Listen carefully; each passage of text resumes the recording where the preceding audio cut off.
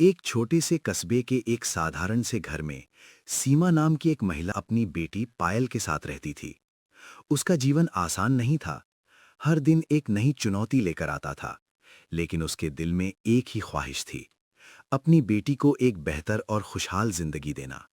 माँ, जब मैं आपको ऐसे लगातार काम करते हुए देखती हूँ ना, तो मुझे अच्छा भी लगता है और थोड़ा दुख भी। अच्छा इसलिए क्योंकि आप मेरे लिए इतना कुछ कर रही हो, और दुख इसलिए क्योंकि आप कभी आराम नहीं करती। क्या आपको थकान नहीं होती, माँ? थकान तो होती है बेटा, बहुत होती है। लेकिन जब मैं ये सोचती हूँ कि मेरी ये मेहनत तुम्हारे भविष्य को रोशन करेगी, तो सारी थकान अपने आप खत्म हो जाती है। बस तुम पढ़ाई अच्छे से करना, वही मेरी सबसे बड़ी खुशी होगी।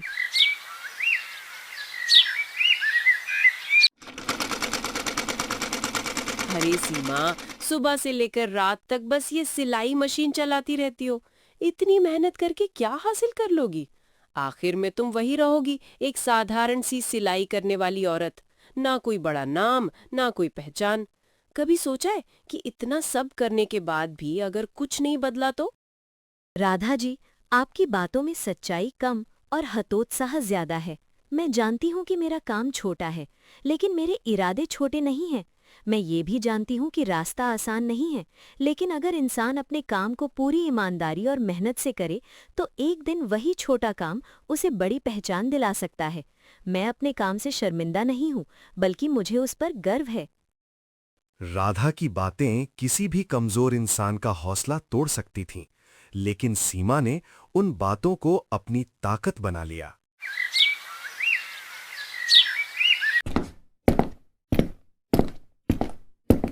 सीमा जी, मैं आपके काम के बारे में बहुत सुन चुका हूं। लोग कहते हैं कि आपके हाथों में जादू है। मेरे पास एक बहुत खास मौका है, लेकिन उसके लिए मुझे एक परफेक्ट ड्रेस चाहिए। अगर आपने ये काम अच्छे से कर दिया, तो मैं आपको शहर के एक बड़े बुटीक में काम दिला सकता हूं। लेकिन ध्यान रखिए, ये काम बहुत ही जिम्मेदारी वाला है। आपने मुझ पर भरोसा किया, ये मेरे लिए बहुत बड़ी बात है।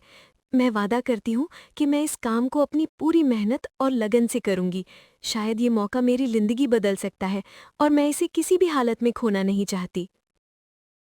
ये मौका सीमा के लिए सिर्फ एक काम नहीं था, ये उसके सपनों की पहली सीढ़ी थी। जब पूरा कस्बा गहरी नींद में सो जाता, तब सीमा अपनी उम्मीदों को जागते हुए धागों में पिरोती रहती। हर टांका उसके सपनों के और करीब ले जा रहा था। ये सिर्फ एक ड्रेस नहीं है, ये मेरी मेहनत की पहचान है। इसमें मेरी हर वो कोशिश छुपी है जो मैंने सालों से की है। मैं इसे इतना अच्छा बनाऊंगी कि कोई भी इसमें कमी ना निकाल सके, चाहे इसके लिए मुझे पूरी रात क्यों ना जागना पड़े। माँ, आप अभी तक सोई नहीं? आपको देखकर लगता है जैसे आप खुद को भूल गई हों। मुझे डर लगता है कहीं आप बीमार ना पड़ जाओ। नहीं बेटा, मैं ठीक हूँ। बस थोड़ा सा काम बाकी है। जब ये पूरा हो जाएगा ना, तो हमारी जिंदगी भी बदल जाएगी। तुम बस नहीं चिंता मत करो। तुम्हारी माँ बहुत मजबूत है। सीमा की मेहनत आखिर रंग लाई। उसका सपना अब हकीकत बनने लगा था। सीमा, ये सच में तुमने बनाया है? इतनी बारीकी, इतनी सफाई और इतना खूबसूरत डिजाइन।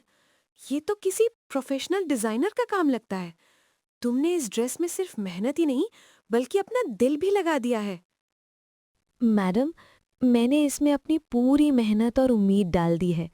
ये सिर्फ एक कपड़ा नहीं है, ये मेरे सपनों की शुरुआत है। अगर आपको ये पसंद आया, तो मुझे लगेगा कि मेरी मेहनत सफल हो गई। पसंद आया? ये तो उम्मीद से कहीं ज्यादा अच्छा है। आज से तुम हमारे बुटीक का हिस्सा हो। हमें तुम्हारे जैसे मेहनती और प्रतिभाशाली लोगों की जरूरत है।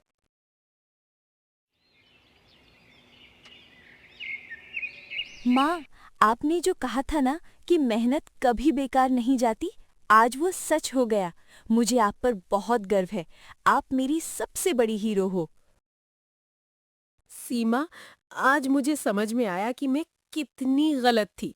मैंने हमेशा तुम्हें कम समझा, तुम्हारे सपनों का मजाक उड़ाया। लेकिन तुमने अपनी मेहनत से साबित कर दिया कि असली ताकत इंसान के इरादों में होती है। क्या तुम मुझे माफ कर दोगी? राधा जी, जिंदगी हमें हर दिन कुछ ना कुछ सिखाती है। अगर आपने अपनी गलती समझ ली तो वही सबसे बड़ी बात है। मैं किसी से नाराज नहीं हूँ, बस यही चाहती हूँ कि हर इंसान अपने सपनों पर विश्वास करे। जिंदगी में रास्ते कभी आसान नहीं होते, लेकिन जो लोग अपने सपनों के लिए मेहनत करते हैं वो हर मुश्किल को पार कर जाते हैं। सीमा की कहानी हमें यही सिखाती है कि अगर इरादे मजबूत हों तो छोटी शुरुआत भी बड़ी सफलता में बदल सकती है।